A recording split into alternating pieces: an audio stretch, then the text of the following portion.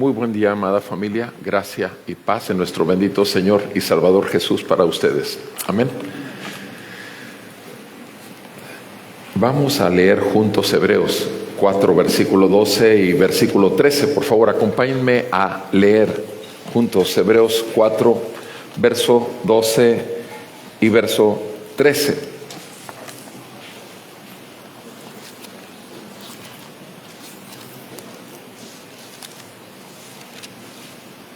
Hebreos 4, 12 nos dice así la santa palabra de nuestro Dios. Juntos.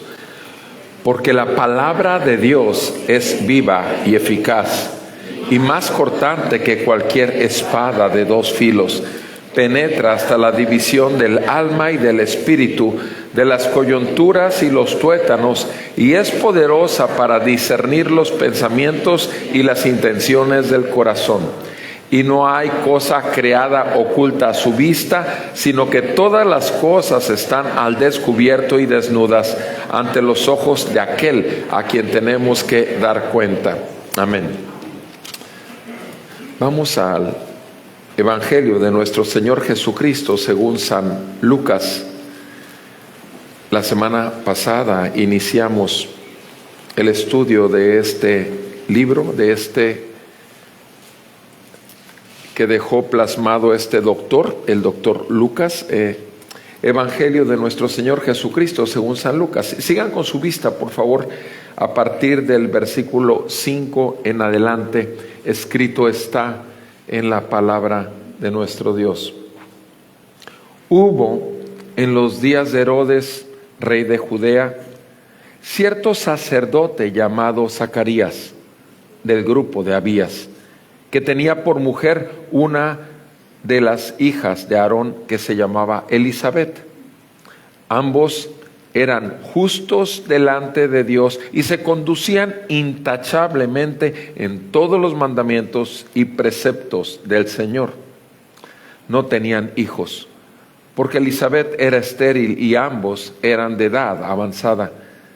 Pero aconteció que mientras Zacarías ejercía su ministerio sacerdotal delante de Dios, según el orden indicado a su grupo, conforme a la costumbre del sacerdocio, fue escogido por sorteo para entrar al templo del Señor y quemar incienso.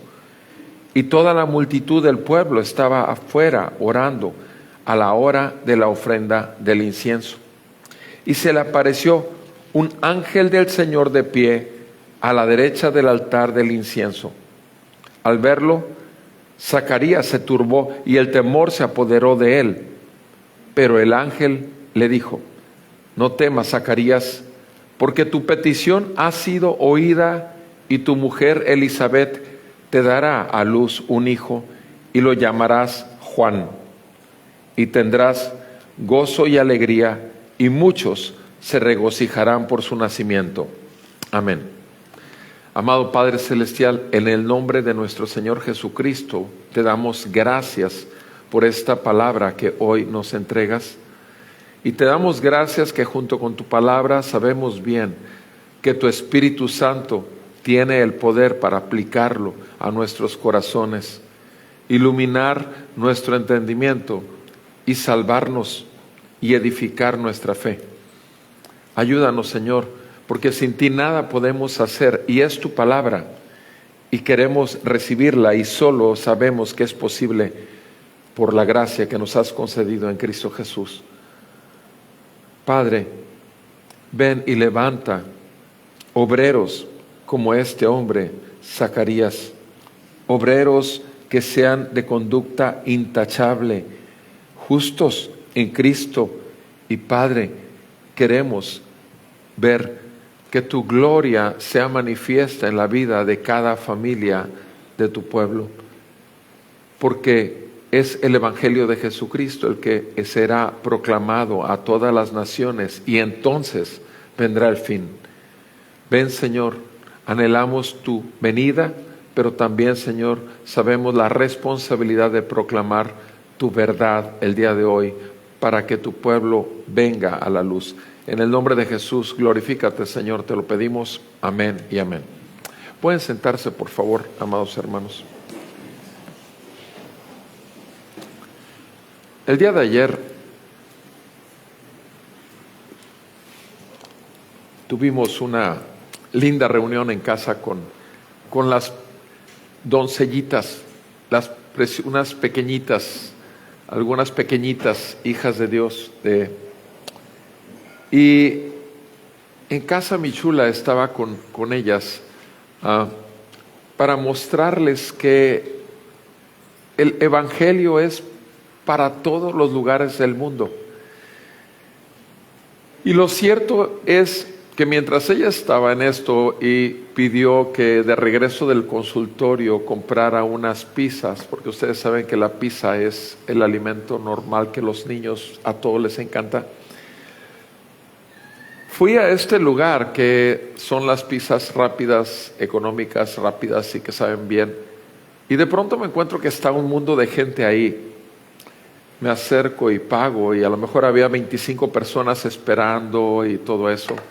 Y al principio sé que tengo que esperar, me dicen que son 15 minutos y veo que no solamente todos los números después del mío que me tocaba pasar, veo que pasan y se van y llega gente nueva. Cuando yo salgo, prácticamente toda la gente, los 25 que estaban, porque seguía habiendo como 20 y tantas personas, pues ahora eran pura gente que no estaba ahí. Y en un inicio, cuando yo estaba en un rincón esperando, obviamente sabía que tenía que esperar, yo estaba viendo a la gente entrar y salir y muchas cosas respecto al Evangelio venían a mi mente. Por ejemplo, ¿cuántos de estos hombres y mujeres y niños, cuántos conocen a Jesucristo? ¿Cuántos hoy, si muriéramos todos ahí, cayera el techo de ese local, cuántos realmente llegaríamos ante la presencia del Señor y estaríamos con Él por toda la eternidad? Y estaba con estos pensamientos y en parte orando también que el Señor salvara a los que son suyos en este lugar. Y estaba con cosas celestiales, o sea, no iba a desperdiciar mis 15 minutos en las cosas terrenales, porque sabía que tenía que hacerlo. Y estaba orando y estaba hablando con el Señor. Pero cuando pasaban los 15 y luego los 20 y luego los 25, y cuando yo veía que todo el mundo, obviamente me aterricé. Bajé de lo celestial y empecé a ver, bueno, ¿qué pasa aquí? O sea, yo pagué por un servicio, me dijeron que en 15 minutos y ya voy en 20, 25, y estuve a punto de llegar con la señorita a decirle, sabe que todos se han ido y creo, o sea, y lo primero es dije, hubo un error allá adentro en la cocina. Obviamente volví a lo celestial y dije, no, hubo un error, definitivo hubo un error. Porque me sentí mal de estar ya poniendo un juicio de que no estaban haciendo lo correcto. Porque eso es en la vida natural. Tú cuando tú haces algo, lo buscas hacer bien, correctamente, pero llega el momento que, repito, donde siempre esperas de los demás lo mismo contigo. Y repito, me iba a acercar y en una buena actitud decir, podría checar en la cocina si hay, allá en donde se preparan las cosas, si hay un error. Porque, repito, me volví a poner en mi papel casi que pidiendo perdón a Dios. Y digo casi porque realmente no recuerdo haberlo hecho, pero sí, tal vez hubo un error, ya. Y apenas iba a hacerlo cuando escucho mi número.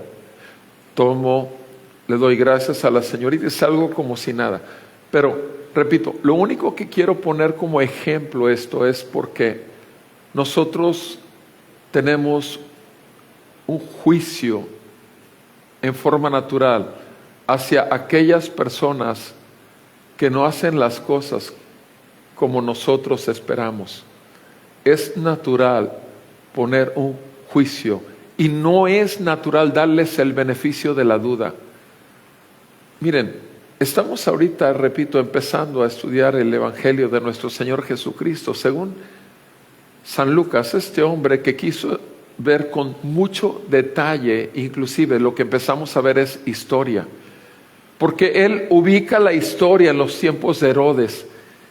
Y sabemos bien que hubo varios Herodes también en el Imperio Romano que estuvieron ahí en Israel. Prácticamente 2 son los más importantes, pero por las fechas y demás nos va a ir dirigiendo poco a poco a mayor claridad históricamente hablando.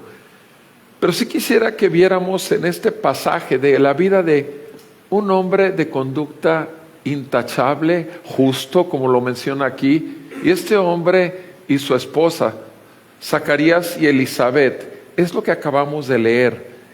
Y quisiera que viéramos 3 aspectos que hay en la vida de Zacarías, sacerdote del templo, y Elizabeth, su esposa. Y estos 3 aspectos que nos muestra el pasaje que leímos están en el versículo 5 al 7, una vida intachable. Versículo 5 al 7, una vida intachable. Del versículo 8 al 10, un servicio oportuno. Un servicio oportuno. Del versículo 11 al 14, una noticia sorprendente. Una noticia sorprendente. Veamos que con respecto a una vida intachable, lo dice el doctor Lucas en el versículo 5, dice, hubo en los días de Herodes. Lo primero que hace es dirigirnos al tiempo de la historia en que estaban ocurriendo los hechos. Hubo en los días de Herodes, rey de Judea, cierto sacerdote llamado Zacarías. Israel estaba bajo el gobierno de Roma.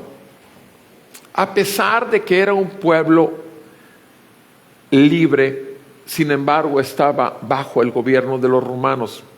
Y era el rey Herodes al que le correspondía en ese tiempo gobernar. Y dice que había cierto sacerdote llamado Zacarías, un cierto sacerdote. Sabemos bien a lo largo de toda la palabra de Dios en el Antiguo Testamento que el sistema sacerdotal de servicio al templo fue instituido prácticamente desde el desierto, desde que el pueblo de Dios fue sacado de Egipto. Empezaron con el tabernáculo y terminaron con la construcción, la edificación del templo. Pero tanto en el tabernáculo como en el templo era la presencia de Dios en el pueblo de Dios, en la tierra de Dios, para que fuera manifiesto ante ellos quién manda, quién gobierna. Y ese grupo exclusivo para el servicio de la tienda era la tribu de Leví. Y aquí vemos que en esa tribu de Leví pues hubo cientos de sacerdotes. Y aquí habla de un cierto Zacarías, un cierto sacerdote. Vean cómo lo dice Lucas. Había un cierto sacerdote llamado Zacarías. Y hace el asunto. No dice el gran Zacarías. No, era un cierto sacerdote. Porque todos los sacerdotes no hicieron nada más que apuntar al sumo sacerdote y gran sacerdote que tenemos, que se llama Jesús. Él sí es el sacerdote. Los reyes en el Antiguo Testamento apuntaban al Rey de Reyes y Señor de Señores, que es Jesucristo. Todos los profetas del Antiguo Testamento apuntaban al profeta que habría de venir, como dice Deuteronomio 18, que es Jesucristo. Repito, y estos 3 oficios, sí, sacerdote, rey, profeta, obviamente solo en Jesús tienen su cumplimiento, y es hacia Él que apuntaba esos ciertos sacerdotes, ciertos profetas. Y este hombre Zacarías era del grupo de Abías, era del grupo de la familia de Abías, y tenía por mujer una de las hijas de Aarón, también de la tribu de Leví, una de las hijas, que se llamaba Elizabeth. Aquí vemos el nombre de su esposa. Y vean las características de este matrimonio. Ambos eran justos delante de Dios y se conducían intachablemente. El énfasis que está haciendo Lucas acerca de este matrimonio no son sus nombres, porque es un cierto sacerdote y es una cierta esposa, pero lo que sí señala en ellos es su vida. Su vida era intachable. Y también señala que había una perfecta justicia. Y vea delante de quién era la justicia. Es delante de Dios. Mis amados, nosotros cuando juzgamos con un juicio que está contaminado por nuestra naturaleza pecaminosa, que está también exento de ser perfecto, porque no tenemos una total conciencia limpia, perfecta, pura, y tampoco tenemos el conocimiento de todos los hechos. Entonces, cuando nosotros juzgamos, no juzgamos con justo juicio. El único juez justo está sentado en su trono y es el que tiene toda la autoridad por ser santo de juzgar, porque Él juzga con justo juicio. Y Él es el único que puede hacer un justo juicio. Y este matrimonio, delante del juez, su vida era intachable, su conducta era totalmente perfecta a los ojos del Señor, y la justicia también que presentaban delante de Dios era la justicia perfecta. Ahora, hay un detalle. Esta magnífica pareja, este matrimonio tan perfecto, tenía dos detalles. Número uno, eran de edad avanzada, y número dos, no tenían hijos. No tenían hijos. Y ya lo escuchamos, cómo ellos querían un hijo y no podían porque Elizabeth era estéril. Amados, muchas veces pensamos que estamos haciendo las cosas, todo lo que Dios demanda de nosotros. Y la cuestión es que vemos que no está ocurriendo aquello que debería, a nuestro entendimiento, estar ocurriendo en nuestras vidas. Siempre una provisión en la casa con un buen trabajo. Siempre una condición de parte de los demás buscando realmente corresponder a nuestra conducta para con ellos, que siempre busca el bienestar de los demás y también nosotros recibir el bienestar. ¿Cuántas veces nosotros tenemos expectativas demasiado altas porque pensamos que nuestra justicia tan perfecta y nuestras conductas correctas deben de tener una correspondencia en todas las personas que nos rodean? Y repito, y cuando no sucede esto, ¿qué hacemos? Ponemos juicio. Es muy fácil poner juicio en los demás. Ahora, estas personas, dice aquí, que se conducían intachablemente y eran justas a los ojos de Dios. Pero repito, ¿por qué no tenían hijos? ¿Por qué estaban grandes, estaban avanzando en edad y no tenían lo que más anhelaban, hijos? ¿Por qué? Mis amados, ustedes recuerdan Job capítulo 1, versículo 1. En el libro de Job capítulo 1, verso 1, simplemente quiero que recordemos lo que está escrito ahí. Y vemos en Job capítulo 1, verso 1, y leo la escritura, Job 1:1. Hubo un hombre en la tierra de Uz llamado Job, y era aquel hombre intachable. Otra vez la palabra, intachable, recto, temeroso de Dios y apartado del mal. Ok, ahora, en esa tierra, en tierra de Uz, hubo un hombre muy parecido en la descripción a este cierto sacerdote llamado Zacarías y Elizabeth. Era un hombre con una vida intachable, y era recto, justo, temeroso de Dios y apartado del mal. Sin embargo, si ya leíste el libro de Job, te darás cuenta que en el capítulo 3, en el capítulo 4 y en el capítulo 5 está maldiciendo el día que nació, maldiciendo el vientre que lo retuvo y prácticamente a la mujer que lo parió. Estoy hablando de un hombre intachable, justo, temeroso de Dios. O sea, si ves realmente el libro de Job, si lo analizas y meditas en él, te vas a dar cuenta que Job era exactamente como tú y como yo.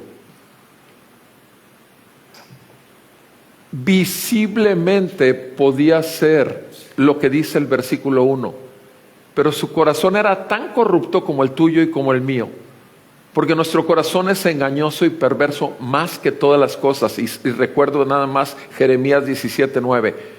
Nuestro Señor dice claramente que nuestro corazón es engañoso y perverso más que todas las cosas. Ahora, tú dices, bueno, pero ya soy cristiano, ya el Señor cambió mi corazón de piedra en corazón de carne. Sí. Pregunta, ¿pecaste ayer o no pecaste ayer? ¿Pecaste antier o no pecaste antier? Tú puedes decir, no he pecado desde que empecé en Cristo. Bueno, entonces haces a Dios mentiroso, porque eso dice Primera de Juan, que aquel que dice que no tiene pecado, ¿qué dice la palabra? Hace a Dios mentiroso. Lo cierto es esto, mis amados hermanos, que en tanto que estemos en este cuerpo de muerte, aunque seas llamado Job o aunque seas llamado Zacarías, eres una persona que eres responsable, sí, de tener una vida visible, una conducta visible, que se vea que estás realmente en orden con respecto de Dios y que estás viviendo en la justicia de Dios, y por lo tanto tu conducta debe ser intachable. Eso es cierto. Tenemos una responsabilidad como hijos de Dios. Este hombre estaba cumpliendo con su responsabilidad. Volvemos a nuestro texto en el Evangelio según San Lucas. Dice que los dos eran justos, versículo 6, delante de Dios, y se conducían intachablemente. Mis amados, ¿qué hacía el sacerdote? ¿Sabes qué hacía el sacerdote? El sacerdote confesaba todos los días su pecado. El sacerdote tenía que sacrificar un animal, y con la sangre derramada por ese animal, él estaba siendo justificado para poder entrar y servir en el tabernáculo o en el templo. Él tenía que ser lavado con agua antes de entrar a la presencia de Dios. Él vivía en esa justicia que le era otorgada por el sacrificio que se realizaba cada vez que ejecutaba su servicio al Señor. Esa era la justicia en la que vivía el sacerdote. Y su matrimonio obviamente era intachable, porque era congruente con lo que estaba haciendo. Mis amados, es congruente nuestra conducta, porque nosotros mismos, en Primera de Pedro dice la palabra, capítulo 2, nos dice claramente que nosotros somos ¿qué? Somos real sacerdocio. Así dice la palabra, que nosotros ya en Cristo somos real sacerdocio. Y esto lo dice para nosotros. Si estamos en Cristo, tenemos ya la perfecta justicia del sacerdote. Ya no tenemos que una y otra vez derramar sangre inocente, porque la sangre inocente, más inocente, y que es la única sangre inocente que es derramada, es la de Jesús en la cruz, y es derramada por pecadores. Lo primero que reconoce un hijo de Dios es que es un pecador y que necesita, ante un Dios santo y creador suyo, necesita un Salvador. Y es ahí donde corremos a la cruz, es ahí donde corremos a Jesucristo, es ahí donde vemos al Cordero de Dios que vino a quitar el pecado del mundo. Mis amados, gracias a Dios por Jesucristo, quien murió en la cruz por nuestros pecados, recibiendo el castigo de nuestra paz para con Dios. Gracias a Dios que Jesucristo recibió el peso de la justa ira de Dios, y por causa del peso de nuestros pecados que fueron puestos sobre Él por parte de nuestro Dios y Santo Padre, que a través de este sacrificio nos adquirió a precio de sangre y nos adoptó como sus hijos. Es demasiado el amor y la misericordia que Dios ha tenido para con nosotros. Zacarías, él tenía que llegar y cumplir con su oficio. Tenía que llegar y hacer el sacrificio correspondiente. Eso es lo que vamos a ver ahorita, específicamente qué función cumplía dentro de la dinámica del templo. Pero si enfaticemos, porque el texto lo dice, podemos pensar, que Zacarías y Elizabeth eran perfectamente justos, como también podemos pensar que Job era perfectamente justo, pero si conocemos toda la escritura de Dios, sabemos que esa justicia de la que estamos hablando es siempre a través de la sangre derramada a su favor, no es en nosotros y por nosotros, porque solamente dice la palabra en Romanos 3, que el justo murió por los injustos para llevarnos a Dios. Romanos 3, versículo 10 al 12 dice que no existe uno solo justo, uno solo bueno, uno solo que busque verdaderamente a Dios. Todos hicimos lo malo. Romanos 3 del 10 al 12 lo dice claramente. Y Romanos 3, 23 dice, por cuanto todos hemos pecado, todos estamos destituidos de la gloria de Dios. No hay posibilidad alguna de llegar ante su santidad. Sin embargo, nuestro bendito Señor nos dice del versículo 21 al 26, ¿cómo es que Jesucristo es nuestra perfecta justicia? Quiero que vean conmigo este pasaje. Romanos 3, 21, por favor. Porque estamos hablando de un hombre justo y hablemos de lo que dice el Señor realmente del justo, no de un hombre justificado, sino de aquel que es justo. Dice el versículo 21, aparte de la ley, Romanos 3, 21, la justicia de Dios ha sido manifestada, atestiguada por la ley y los profetas. Es decir, la justicia de Dios por medio de la fe en Jesucristo para todos los que creen, porque no hay distinción. Ahora, vean el énfasis que hace el 22. La justicia de Dios es para todos los que creen, sin distinción. No tiene que ser con que seas sacerdote, que seas carpintero, que seas lo que seas. Simplemente si eres un pecador, entras en la lista de la necesidad de tener un Salvador que te justifique delante de Dios. Recuerden ustedes Romanos 5.1, justificados pues por la fe, tenemos paz para con Dios por medio de nuestro Señor Jesucristo. Romanos 5.1 nos dice que solamente en Cristo hemos sido justificados, hemos recibido la justicia del perfecto Hijo de Dios, santo Hijo de Dios, sin pecado alguno, que murió en lugar de pecadores, y Él cargó con nuestros pecados y pagó por ellos. Seguimos leyendo Romanos 3, versículo 22. La justicia de Dios por medio de la fe en Jesucristo para todos los que creen, porque no hay distinción. Versículo 23, por cuanto todos pecaron y no alcanzan la gloria de Dios, siendo justificados gratuitamente por su gracia. ¿Por medio de qué? De la redención que es en Cristo Jesús. Redención, acto de compra de un esclavo. La redención implica un acto de compraventa. Cristo Jesús paga con su sangre, adquiere a todo un pueblo de pecadores adquiridos por gracia, por fe, por Cristo, que viven ¿cómo? Viven para la gloria de Dios de acuerdo a la palabra de Dios. Ese es el pueblo que Dios adquiere por medio de su Hijo Jesucristo. El acto de redención en donde la perfecta justicia ha sido cumplida. La justicia del santo, justo, que muere por los injustos. Versículo 24. Siendo justificados, estamos en Romanos 3:24, siendo justificados gratuitamente por su gracia. O sea, nosotros no tenemos que pagar, es gratuito para nosotros, pero a Jesucristo le costó toda su vida y toda su sangre derramada en la cruz.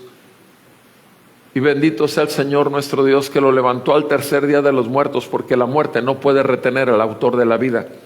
Versículo 25, a quien Dios, versículo 25, Dios exhibió a su propio Hijo. Dios exhibió públicamente a su Hijo como propiciación por su sangre. Propiciación, el único capaz de apaciguar la ira de Dios sobre pecadores.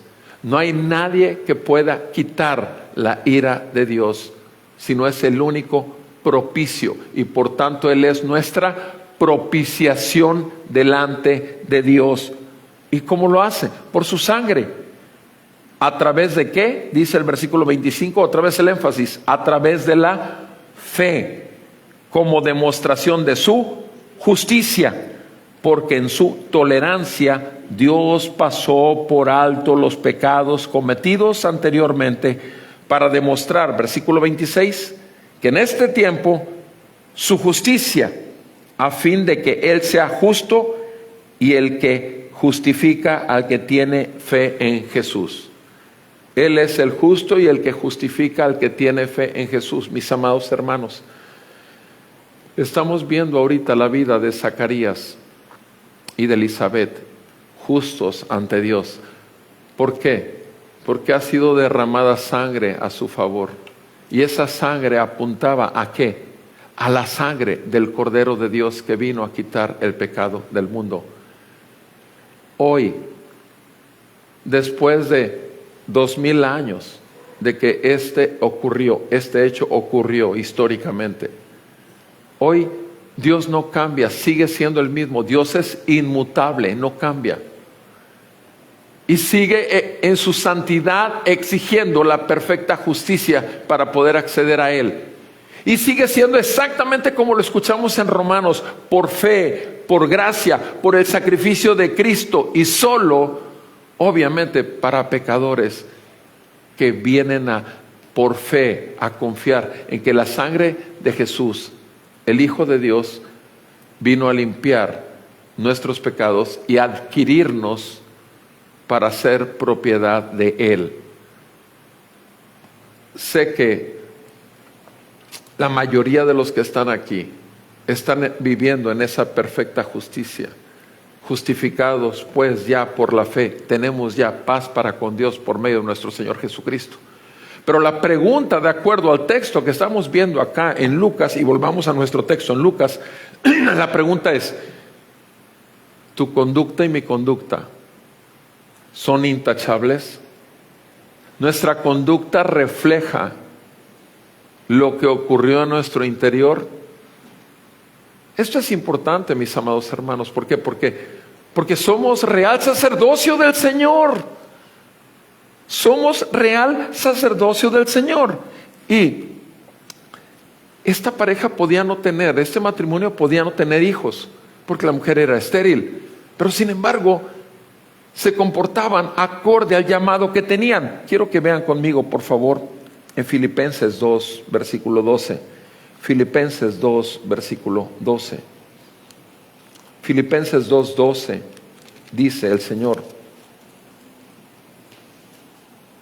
amados míos, tal como siempre han obedecido, no solo en mi presencia, sino ahora, mucho más en mi ausencia, ocúpense en su salvación con temor y temblor, porque Dios es quien obra en ustedes tanto el querer como el hacer para su beneplácito. Hagan todas las cosas sin murmuraciones ni discusiones, para que sean irreprensibles y sencillos hijos de Dios, sin tacha, en medio de una generación torcida y perversa, en medio de la cual resplandecen como luminares en el mundo, sosteniendo firmemente la palabra de vida, a fin de que yo tenga motivo para gloriarme en el día de Cristo, ya que no habré corrido en vano, ni habré trabajado en vano. El apóstol Pablo está escribiendo esta carta a los filipenses y les dice: he sembrado el evangelio, les he dado la buena noticia. Han creído en la buena noticia de vuestra salvación. Han venido en arrepentimiento de pecados a una fe verdadera en Cristo. Ahora simplemente les recuerdo, vivan conforme a esta salvación tan grande. Vivan, como dice aquí, en su salvación. Dice, ocúpense en su salvación. No dice para su salvación. Pero dice, ocúpense en su salvación. ¿Qué? ¿Cómo? ¿Cómo nos ocupamos? Con temor y temblor. Con temor y temblor. Mis amados hermanos, ¿puedes decirme el título más grande sobre la tierra académicamente? ¿Puedes hablarme de la cantidad más pesada en una cuenta de banco? ¿Puedes hablarme de una persona que tenga tantos likes, millones de likes en su cuenta de YouTube o de Facebook? Y te voy a decir una cosa, no hay nada como un hombre salvo. No hay nada como un hijo de Dios. Nada ni nadie es más valioso a los ojos de Dios que los hijos de Dios. Y los hijos de Dios fuimos llamados ¿a qué? A resplandecer como luminares en medio del mundo.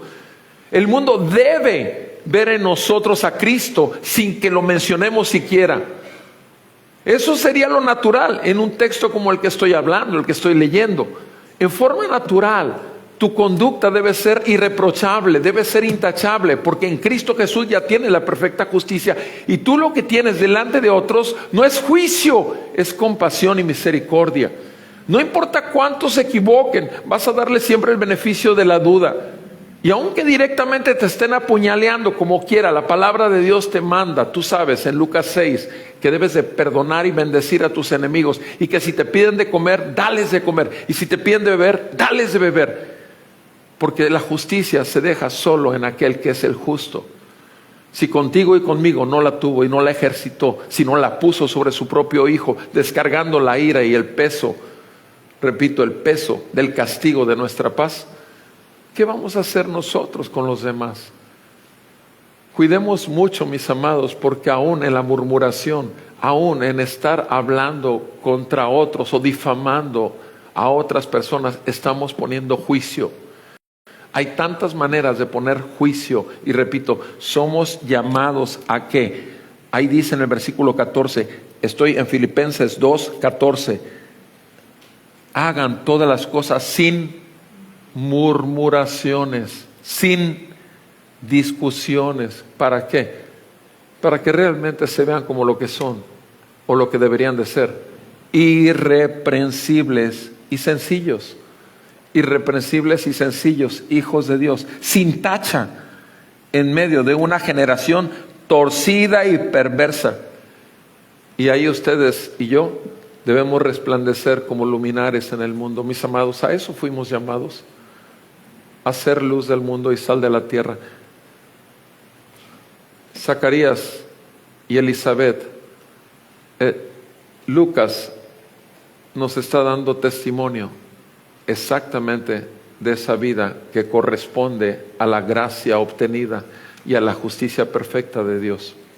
Sigamos con nuestro texto, por favor, en Lucas 1, versículo 8. Ahora dice, aconteció que mientras Zacarías ejercía su ministerio sacerdotal, ya vimos una vida intachable en su conducta y que debe de ser lo que nosotros debemos anhelar. Pero ahora veamos el servicio que él hace. Ahora ya nos dirige Lucas hacia el servicio de este hombre. Vean cómo lo dice aquí, un servicio oportuno. Aconteció, versículo 8, que mientras Zacarías ejercía su ministerio sacerdotal delante de Dios, según el orden indicado a su grupo, conforme a la costumbre del sacerdocio, fue escogido por sorteo para entrar al templo del Señor y quemar incienso. Recordemos esto, en Éxodo 30 nos dice, en los versículos 7 y 8, nos dice que el acto de poner incienso en el altar del incienso era mañana y noche, y era todos los días. Todos los días llegaban el sacerdote que le tocaba en su turno. Unos iban en turno de la mañana, otros en turno de la noche, unos iban el miércoles, otros iban en jueves. Aquí tenemos turnos también. De pronto alguien está entregando la palabra el miércoles, otro está entregándolo el domingo en la tarde, Y lo que hacemos es simplemente cumplir con un servicio. Mis amados, todos nosotros somos parte del reino. Los hijos de Dios son hijos del reino de Dios, porque fuimos adquiridos a precio de sangre. Y a todos nos corresponde una función, porque todos somos parte del cuerpo de Cristo. Y la palabra de Dios nos dice en 1 Corintios capítulo 12, que todos nosotros somos miembros los unos de los otros y que todos y cada uno de nosotros tenemos dones. Y que debemos de usar esos dones de acuerdo a la gracia recibida. ¿Para qué? Para que la vida del cuerpo de Cristo realmente sea completa. Todos nosotros. Este hombre tenía que cumplir un tiempo de sacerdocio en cierto día, a cierta hora. No nos dice aquí si fue en la mañana o en la tarde. Nos dice que es cuando le tocaba. Podemos ver que de pronto aquí tenemos un matrimonio, como ahorita está Josué y Susana, pero de pronto vemos a Cristian y Ale, y de pronto vemos, vemos, a final de cuentas, vemos gente que está ocupando un servicio. ¿Para qué? ¿Qué es lo que están haciendo ellos? Como los que están recibiendo, como Benjamín y Vero, que están atrás a cargo de los ujieres. ¿Qué es lo que hace Elías y Rosita? ¿Qué es lo que hacemos todos? Lo que hacemos todos es cumplir una función dentro del reino del Señor y queremos una sola cosa: que la palabra de Dios resplandezca y que el Señor reciba la gloria conforme a su palabra y a su majestad. Cuando llegamos aquí, lo primero que hacemos es escuchar a Dios. Cuando hablamos que Dios Padre, Dios Hijo, Dios Espíritu Santo es su reino eternamente y para siempre, lo que estamos hablando primero es explicando que el reino es del Señor. Y empezamos a leer Hebreos y todos de pie estamos como estaban de pie los sacerdotes en el Antiguo Testamento. Pero Jesucristo está sentado a la diestra del Padre. Y lo primero que escuchamos es esa gran noticia, que tenemos un sumo sacerdote intercediendo por nosotros para que esto realmente cumpla su función. Porque es la vida de Cristo a través de la palabra, por el Espíritu de Cristo que viene a nuestros corazones a consolarnos, a animarnos en nuestro caminar rumbo a la ciudad celestial como peregrinos y extranjeros, pero también a exhortarnos, a reprendernos y a enderezar nuestros caminos cuando han sido torcidos, porque vivimos en un cuerpo de muerte todavía. Mis amados hermanos, la iglesia somos todos. Aquí no hay alguien más, alguien menos, no, todo es el sumo sacerdote, el buen pastor de las ovejas se llama Jesucristo, y todos nosotros estamos bajo el gobierno de la palabra de Dios, por el Espíritu de Dios que mora en nosotros, y cada uno de acuerdo a los dones que ha tenido debemos usarlos para la gloria del Señor en el área que corresponda. Al final de cuentas, repito, es el Señor el que pone a cada uno en cada lugar, como Zacarías, que estaba cumpliendo su papel era llevar incienso, pero él era sacerdote y era llevar incienso en el altar del incienso. ¿Y qué era lo que implicaba o qué significaba el incienso? Levantando incienso. El incienso tenía que estar día y noche, día y noche. Bueno, ustedes saben lo que dice Apocalipsis. Apocalipsis, capítulo 5, versículo 8. Apocalipsis 5, 8 dice que la copa del incienso son las oraciones de los santos.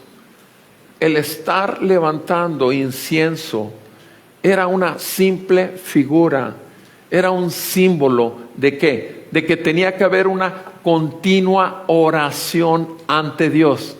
Ahora, ese acto de poner incienso mañana y noche, mañana y noche, mañana y noche, ¿qué es lo que está apuntando? Esas oraciones de los santos que deben ser mañana y noche. Mis amados, vean conmigo en Hebreos, versículo 24 del capítulo 7, Hebreos 7, 24.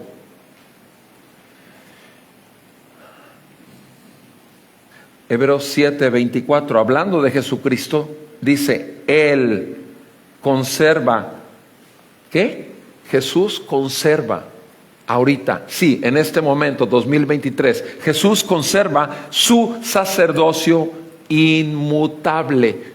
No ha cambiado, no ha cambiado porque Él es Dios. Él es Dios, único Dios verdadero. Y estamos hablando de la persona del Hijo, sabemos esto. Pero es un sacerdocio inmutable que no cambia, puesto que permanece para siempre, por lo cual Él también, versículo 25, que dice, es poderoso para salvar para siempre. Es poderoso para salvar para siempre. ¿A quién? A los que por medio de Él, versículo 25, se acercan a Dios, puesto que vive perpetuamente para interceder por ellos. Vive perpetuamente para interceder por ellos, mis amados. Puede ser que un día, 2 días no leas la Biblia, pero la oración del Señor, de nuestro bendito Señor y Salvador Jesucristo, ahí está, día y noche, día y noche. Y no hay que poner incienso mañana, y no hay que poner incienso en la noche, porque su oración es suficiente y es poderosa para salvar a los que llama a Él, para que conozcamos al Dios verdadero en el resplandor de su gloria, por el Espíritu Santo que nos convence de ¿qué? De pecado, justicia y juicio. Mis amados, el Señor sigue enviando su palabra con su Espíritu y sigue trayendo a vida a los que son suyos, sigue quebrantando la dureza de nuestro corazón y sigue iluminando y rompiendo nuestras tinieblas. El sacerdote Zacarías simplemente tenía que poner incienso, y mientras él ponía incienso delante de Dios como una intercesión por el pueblo que estaba afuera, ¿qué es lo que dice? Volvamos a nuestro texto en Lucas, por favor, Lucas capítulo 1. ¿Qué es lo que dice en el versículo 10 acerca de este acto que estaba haciendo Zacarías de entrar al templo y quemar incienso? Versículo 10 dice, y toda la multitud del pueblo, Lucas 1:10, toda la multitud del pueblo estaba fuera, orando a la hora de la ofrenda del incienso. Toda la multitud estaba orando a la hora de la ofrenda del incienso. Toda la multitud, mis amados hermanos, eso queremos ver los viernes de 7 a 8. Toda la multitud de este pueblo orando, intercediendo por los santos. No era nada más el sacerdote Zacarías, era todo el pueblo afuera orando para que esta ofrenda fuera acepta delante del Señor. Porque al final de cuentas, ¿a quién beneficiaba la oración? ¿A Zacarías? Era a todo el pueblo adquirido por Dios a precio de sangre. A todo el pueblo. Mis amados, en tanto que no veamos la necesidad que tenemos de Dios, tampoco nuestra vida de oración va a ser prosperada. Necesitamos estar conscientes que no podemos nada sin Él, y que nuestro acto de oración en lo personal, en nuestras casas, en el trabajo, en el carro cuando vamos o cuando dormimos, en todo momento nuestro acto de oración lo único que muestra delante de Dios, no ante la gente, delante de Dios, es que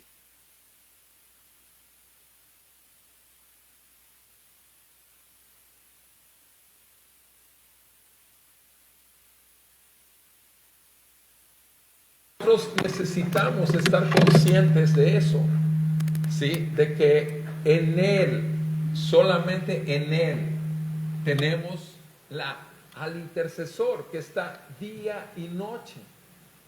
En Cristo, Él es nuestro intercesor, su oración no falla.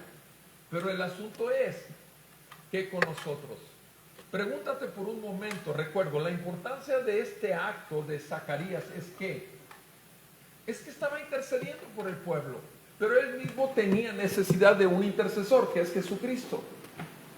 Repito, ¿cuál es tu caso? ¿Estás realmente convencido de que el Señor escucha tu oración? ¿Estás convencido de que realmente tú necesitas que Él escuche tu oración? O sea, ¿puedes realmente tú estar consciente de que tú sin Él nada puedes hacer? Dejemos de ser cristianos orgullosos. Dejemos de ser cristianos que todo lo podemos, porque nada podemos sin Él. Y nuestra oración habla de nuestra necesidad de nuestra vida espiritual. Un verdadero creyente, conforme pasa el tiempo, ve más su necesidad de un Salvador intercesor por él. Zacarías no era la excepción. Él estaba intercediendo no solamente por el pueblo, sino por él y por su mujer. Ellos anhelaban un hijo. Ellos querían un hijo. Y ellos sabían que Dios era el Todopoderoso. Había dejado ya de pedir un hijo porque ya habían llegado a una gran edad. Habían llegado a eso. No, mis amados. Él seguía intercediendo y suplicándole a Dios que si era su voluntad les diera un hijo. ¿Y eso cómo lo sabemos? Porque el siguiente pasaje lo dice, que su oración ya había sido escuchada. Nada más que el Señor siempre escucha a su pueblo. Pero nosotros debemos de tener ese corazón contrito y humillado delante de Él, que no merecemos nada y como quiera cumplimos el oficio o la función que tenga Él para nosotros dentro del cuerpo de Cristo. Porque para eso fuimos llamados a ser, ¿qué? Miembros del cuerpo, para la edificación del cuerpo de Cristo. Y algunos, obviamente, con muy particulares funciones, como el de pastor y maestro, como el profeta. El dar una palabra profética de aquí es agarrar la Biblia y hablarla tal cual. Eso es la palabra profética. No es que el Señor en este momento está diciendo, no, mis amados, dejémonos de esas cosas. Vivamos realmente con los pies en la tierra y los ojos en el cielo, viendo el poder de su gracia, actuando por su Espíritu Santo, por medio de la palabra y vivificando a una iglesia que está dormida y que necesita ser despierta. Porque el mundo está perdiéndose y la iglesia fue llamada a ser luz del mundo y sal de la tierra. Sigamos en nuestro texto, por favor, en el versículo 11. Ya vimos entonces la vida intachable con una conducta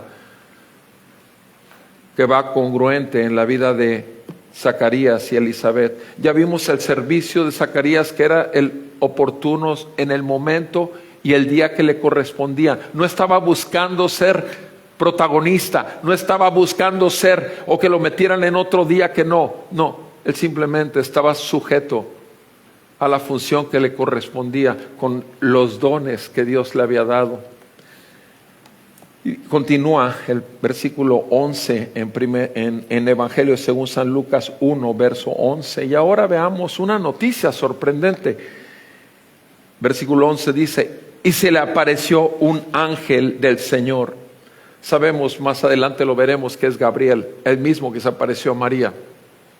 El ángel Gabriel. Se le apareció de pronto un ángel del Señor, de pie, a la derecha del altar del incienso.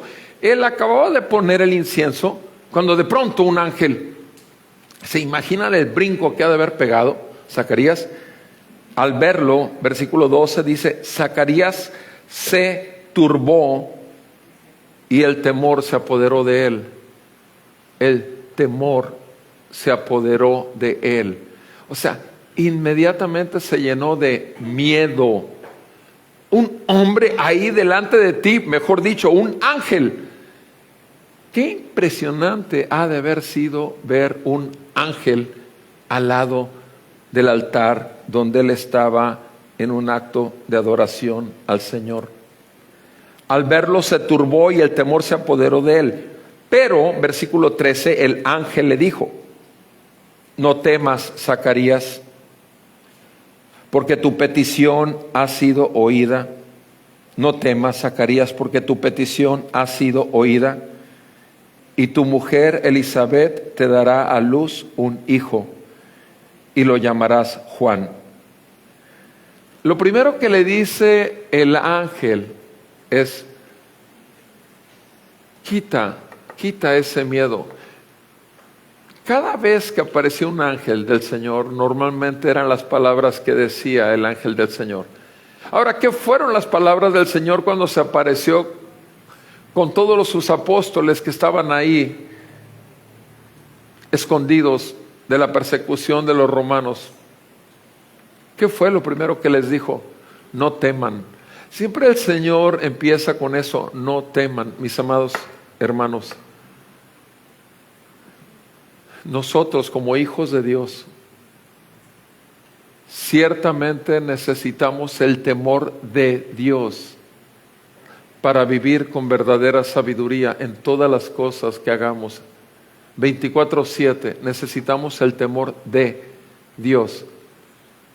El temor de la enfermedad, el temor de las crisis económicas, el temor de lo que puede pasar con la persona con la que tengo un conflicto, el temor de ese tipo de temores son los comunes en este mundo.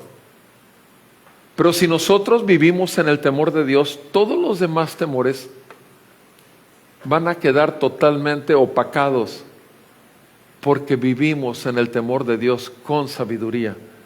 Si es verdad que lo más duro que puede tener uno es temor a la muerte, y podemos decir, como nos dijo Pablo, para mí el vivir es Cristo y el morir es ganancia, o sea que vivamos, o sea que muramos, somos del Señor. Y si realmente tenemos conciencia día tras día que somos peregrinos y extranjeros, que vamos camino a nuestra ciudad celestial, entonces obvio que podemos nosotros descansar en que cualquier situación que pudiese haber o cualquier sorpresa que podamos tener, el Señor siempre nos va a decir, no temas. Eso es lo primero que nos va a decir, como recibió Zacarías, no temas, no temas. Y primero le dice eso cuando lo ve turbado a Zacarías, todo impactado, no temas. ¿Y por qué le dice no tengas temor? Vean lo que dice ahí, porque tu petición ha sido oída. ¿Se fijan? Entonces, no está diciéndole no temas porque me aparecí delante de ti y te di un susto. No. Le está diciendo, Zacarías, no tengas miedo. Tú vas a terminar con un hijo. Tú y tu mujer tendrán un hijo. Ya tu petición ya fue escuchada, ya. Le está diciendo que no tenga temor de esto. ¿Cuánta gente tiene temor de que, qué tal si no salgo de esta enfermedad? ¿Qué tal si mi hijo o mi hija? ¿Qué tal si este dinero que esperaba? ¿Qué tal si? Y empieza uno, pero uno ya le pidió al Señor que atendiera su necesidad. Uno le suplica misericordia al Señor para que responda a sus necesidades y el Señor escucha. Pero el Señor lo que quiere es que no tengamos temor, porque Él escucha nuestra petición. Si no la responde en el momento, lo responderá en otro momento, o el no responderla ya es una contestación. No, esa es la respuesta, no. Y puede ser no en este tiempo, o puede ser no para siempre. ¿Y cuál es el problema? Aún si fuese la vida, un diagnóstico de cáncer, vamos a ponernos extremos. Ok, la respuesta es, no te voy a sanar del cáncer. ¿Cuál es el problema? El cáncer más grande que existe en toda la humanidad se llama muerte por pecado. Fue quitado totalmente por medio de nuestro Señor Jesucristo en la cruz. Él resucitó y prometió que nosotros resucitaríamos juntamente con Él para vida eterna y alabanza de su gloria. ¿Cuál es el problema? Repito. Mis amados, no tengamos temor ante aquellas cosas como Zacarías tenía temor de quedarse sin hijos, sin descendencia. Y aquí el ángel le consuela, no temas, porque tu petición ha sido oída. Y tu mujer, Elizabeth, te dará un hijo. Te dará un hijo. Y tú lo llamarás Juan. Esto es importante por lo que habremos de ver después. Pero le está diciendo, tu mujer te va a dar el hijo que no tienes, porque ella es la estéril, sí, pero sin embargo te lo va a dar porque el Señor es el Todopoderoso. Y cuando Él quiere hacer algo, lo va a hacer independientemente de lo que haya en la noticia que te han dado. No temas, simplemente confía en el Señor y espera en el Señor de su misericordia. Y es ahí donde no debemos movernos. Porque para Zacarías fue una noticia sorprendente. ¿De qué? De que su mujer iba a tener un hijo. Pero vean lo que pasa con ese hijo. Lo llamarás Juan. Le dio muy específico el nombre. ¿Por qué? Porque sabemos que en Malaquías 3, versículo 1, aparecen en ese libro, Malaquías 3, vean conmigo Malaquías 3, verso 1. Sabemos bien que hubo 400 años de silencio de parte del Señor. Y en esos 400 años de silencio que hubo, que Dios no habló con su pueblo, vino a terminar con la venida y con el verbo se hizo carne y habitó entre nosotros y vimos su gloria. Jesucristo ha hecho carne, el verbo de Dios. Pero vean lo que dice en Malaquías 3, que es el último de los profetas menores. Dice en Malaquías 3:1, he aquí yo envío a mi mensajero y él preparará el camino delante de mí y vendrá de repente a su templo el Señor a quien ustedes buscan y el mensajero del pacto en quien ustedes se complacen. He aquí viene, dice el Señor de los ejércitos. Entonces, lo primero que dice ahí está hablando de Juan. Voy a enviar primeramente un mensajero. Pero después está hablando de ¿quién? Obviamente de Jesús, al que todos esperaban. Ellos no esperaban que llegara Juan, pero el Señor sabía y lo había ya anunciado aquí, que primero habría un mensajero que señalaría al que viene.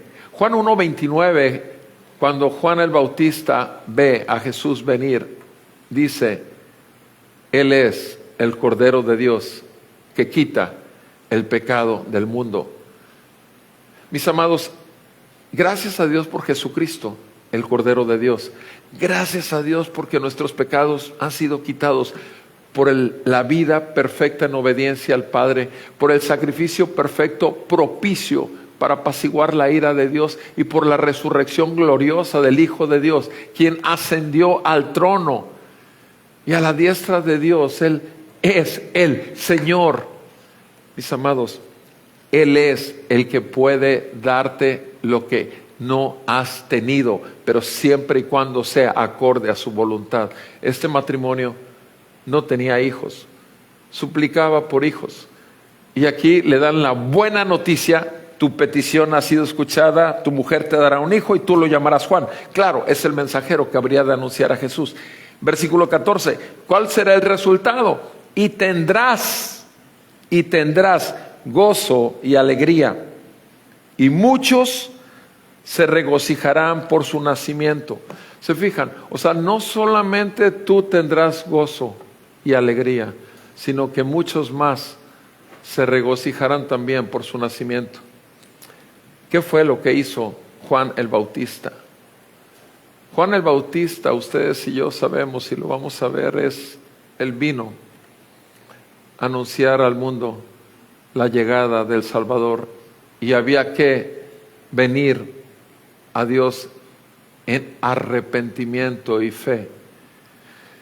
Nuestro Señor Jesucristo, cuando Juan el Bautista fue puesto en la cárcel, en Marcos 1:15, es el siguiente versículo después de que Juan el Bautista es puesto en la cárcel para perder la cabeza, ustedes saben. Pero Jesús dice, el reino de los cielos se ha acercado, por tanto, arrepiéntanse y crean en el Evangelio. Y los primeros 10 versículos de Marcos 1 habla de Juan el Bautista gritando en todos los pueblos: arrepiéntanse y bautícense, arrepiéntanse y confirmen su fe.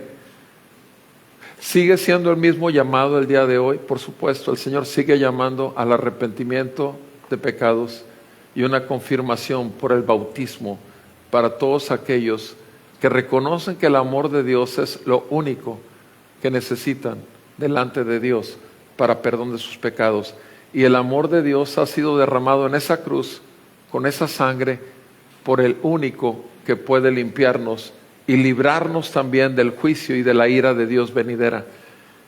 El Señor viene pronto, el Señor se acerca, y te digo algo, tú y yo como hijos de Dios somos el pueblo de Dios y somos real sacerdocio delante de Dios. Debemos de estar orando día y noche, mañana y tarde. Debemos estar orando. Dejemos de ser egoístas y pensar en nosotros mismos. Realmente oremos que Dios nos perdone por cuanto no hemos cumplido el llamado que nos ha sido dado de interceder por todos los santos, como dice la palabra de Dios. Cumplamos realmente, mis amados hermanos, oremos.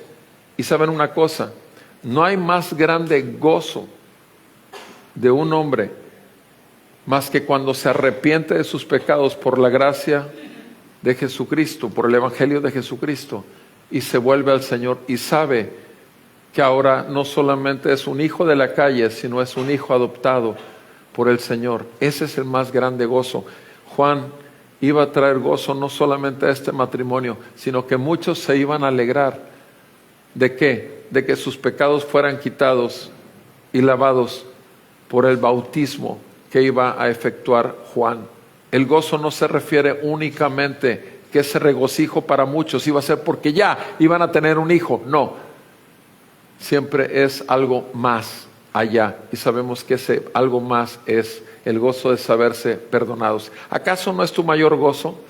¿Acaso no es tu mayor gozo en cualquier área de tu vida? Soy perdonado por Dios. Mi Señor Jesucristo lavó mis pecados, todos mis pecados arrancados de mí, pasados, presentes y futuros, por la sangre derramada a mi favor.